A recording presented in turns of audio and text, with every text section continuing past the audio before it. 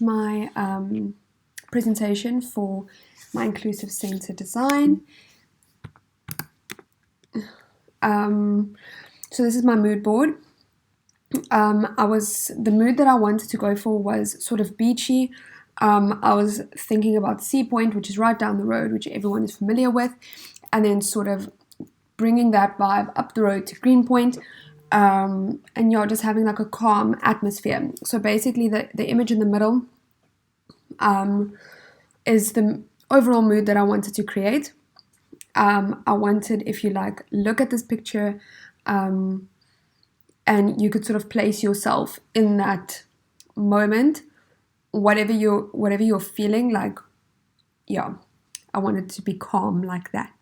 So then the materials that I've decided to use was, for flooring, it was wooden flooring and concrete flooring, and then for walls, it was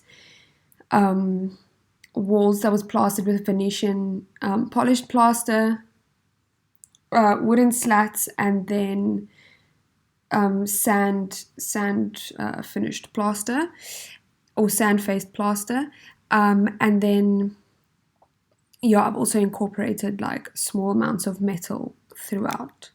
So this is my infographic. So I've identified my clients on here, my clients on here, and my users on here as well. So the people that this is aimed at is sports enthusiasts, students in school and university, injury-prone people, and then people with physical disabilities.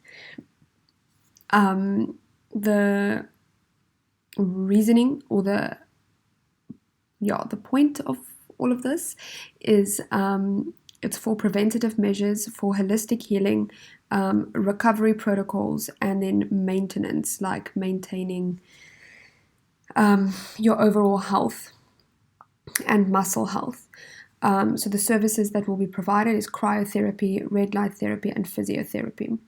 Then I've also identified inclusive, universal, barrier-free, and accessible design, and sort of what that incorporates. So for my inspiration, I was inspired by three things. The first one, and I think the main one, is this park bench that was designed by Yongyu Lee.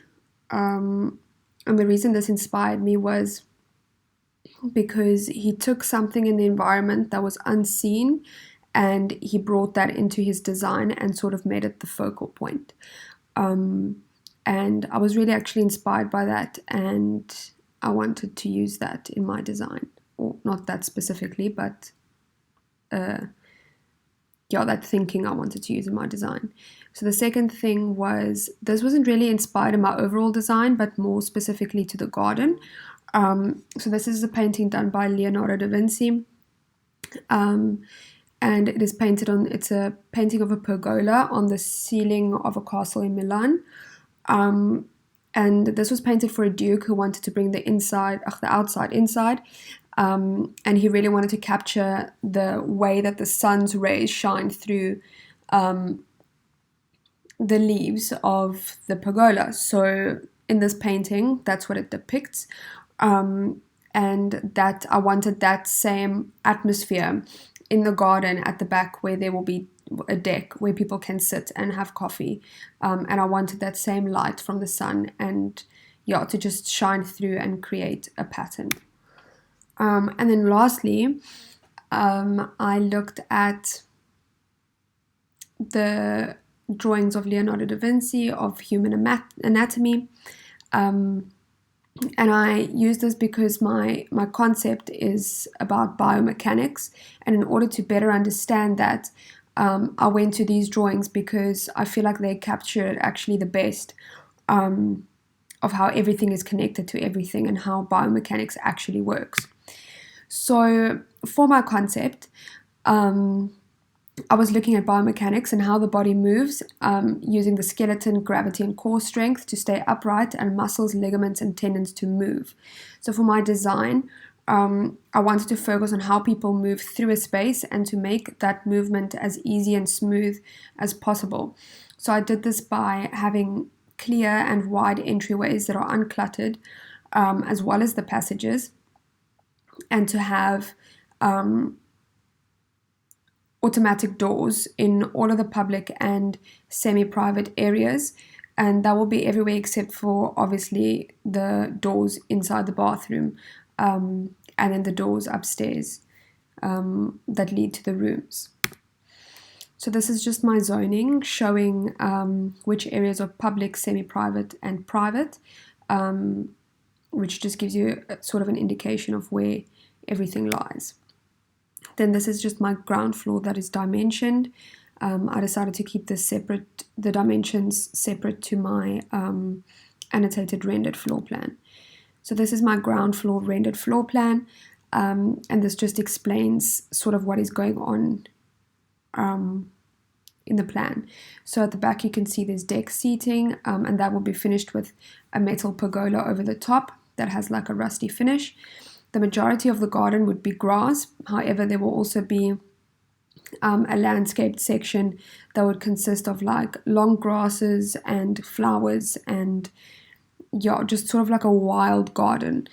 And there will also be a pathway leading from the main building to the deck at the back. Then you go onto the side entrance that you can use for either going to the garden and the deck or to actually make use of the building.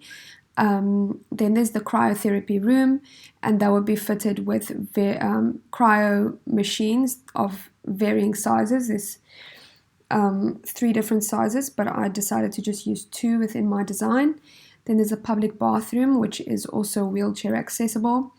There's a specific bathroom for wheelchairs with handrails and such. Then there's the manager's office that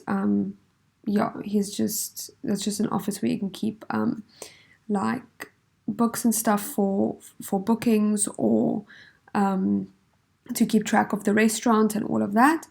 And then there's the reception and barista counter, and then there's the main entrance.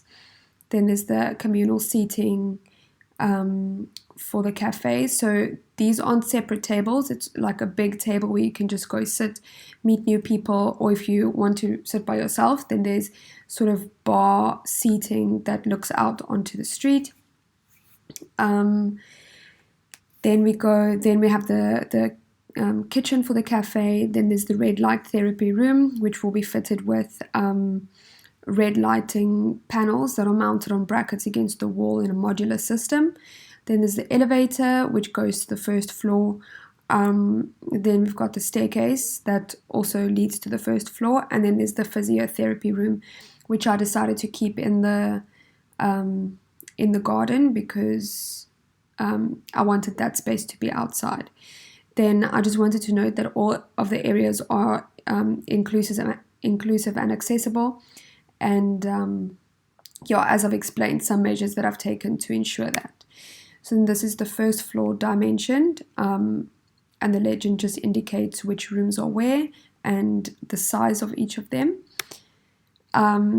Then here we have the first floor render. So at the top, we have the Pilates multifunctional room. So this is fitted with an elevated stage, sort of near the window. That back wall is like a window wall where you can look out onto the garden while you're doing Pilates.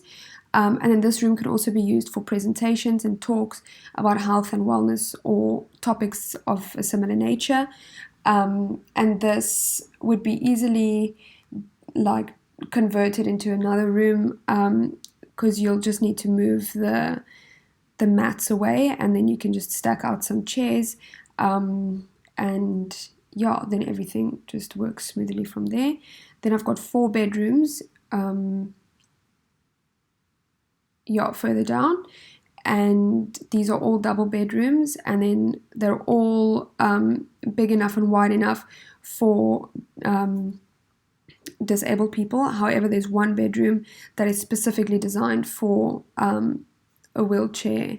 The bathroom and everything is specifically designed, and the spacing and all of that. And then right at the end, by number 18, that's just a communal lounge for the guests that are actually staying in the building. Then this is just my rendered elevation showing wall finishes, And yeah, so most of the internal walls will be done with polished Venetian plaster. That will be done in like different shades, but very ranging very slightly in like tonal differences, as you can see in this elevation. And then outside, on the outside wall where the deck is, that will be finished with sand-faced plaster. And then inside where the cryotherapy room is, that wall would be done with wooden slats. Then this is just my first render. This is the render of the cryotherapy room. This render is sort of taken sort of from the side so that you can see like where the machines are, what the size of them are, and how they look. Yeah. And then this is the Pilates studio. Yeah, it's pretty self-explanatory. This is where you will do Pilates. And then this is just the sample board, which I've already actually explained in the mood board. So these are just the finishes. So the flooring, as I've said, would be, some parts would be wooden, other parts would be concrete, but not like the grey concrete, more like the color shown here. And then the walls, as I've just said, would be polished Venetian plaster and wooden slats, and that's for the interior. And then the exterior, basically just relating to the pergola, would be, that's sort of the pattern that I want for the laser cut metal sheeting for the top of the pergola. And then that's just an example of the sand-faced plaster that will be on the walls on the outside. So yes, that is all. Thank you.